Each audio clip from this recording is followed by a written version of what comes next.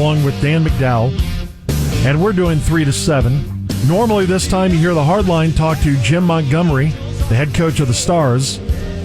We thought we'd put a different twist on this for this week only, because we have Justin Montemayor that works for the Ticket. So it's Monty on Monty here at 6 o'clock on the Ticket. One fires up the Stars. The other fires out of bed. One just beat the Flames. One loves Kevin James. One keeps the Stars in contention. One plays Red Dead Redemption. It's time for Monty and Monty. It's time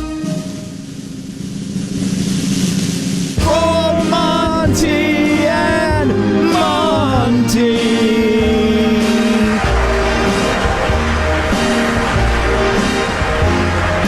Hey, Coach Monty, are you there? Hey, we're banging it out on the Ticket tonight. I love this Monty on Monty stuff. The M&M boys. People have been wanting this for a long time. I'm glad we were finally able to do it.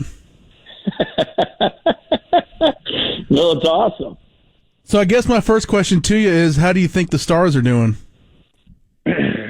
I think we're doing better. I think we're becoming. I think you can start to see us becoming a team, and that's the most important thing that you have to do during the year is become a team. And you're starting to see guys fight for each other. Literally, where guys are getting cheap shotted, and you got guys dropping gloves and going in there for each other. And after you get that, your team can really grow by leaps and bounds. And I think we're in for a fun year.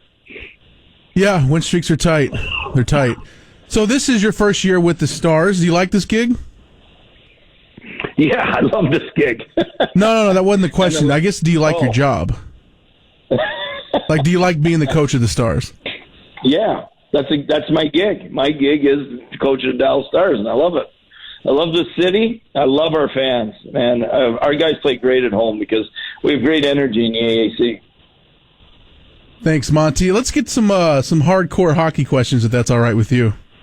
Let's go. Let's go hardcore. So where are you with the current debate on shot metrics and how it correlates to a team's success? And I guess which shot metric do you think is more of a valid reflection, Corsi or Fenwick?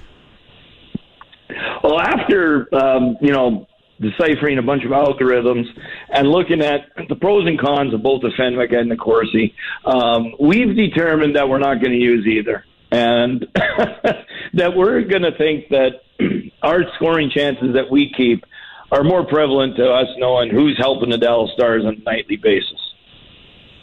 So I guess a follow-up to that is, when you're on the bench, how cold do your balls get? There's shrinkage. I will tell you that. There is shrinkage. To like a raisin, or... I guess we need a start point and an end point. Yeah. So I wouldn't say raisins. Okay. More like a dried plum, a dried out plum. It depends on how cold it's in there, sure. Continuing on the hardcore hockey theme, you said one of your 5 objectives for every game is to win like 60-65% of your face-offs, but really aren't face-offs just another, puck battle? I mean, why do you consider face-offs more important than other puck battles? Well, because if you win it, you start with the puck. And when you win your face-offs, that's how the game starts. And the most important parts of any face-offs in a game are usually critical. So it sets the tone for all the other puck battles. Okay, you mentioned something there that kind of got my brain churning. What's the loudest fart you ever heard? Wow, that's easy. I remember being in microeconomics my sophomore year in college, and there's 300 students, and one of my teammates was sitting beside me, and he sneezed during the exam and lit up the whole room because it came out loud at the other end.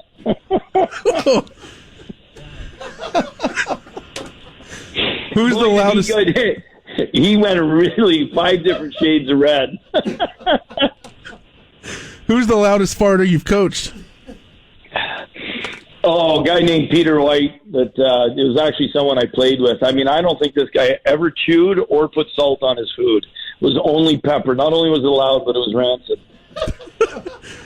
Well, speaking of him, some coaches say that dependability and availability is a skill. Do you worry that that Ben Bishop is injury prone, and does that really affect how how much you depend on him?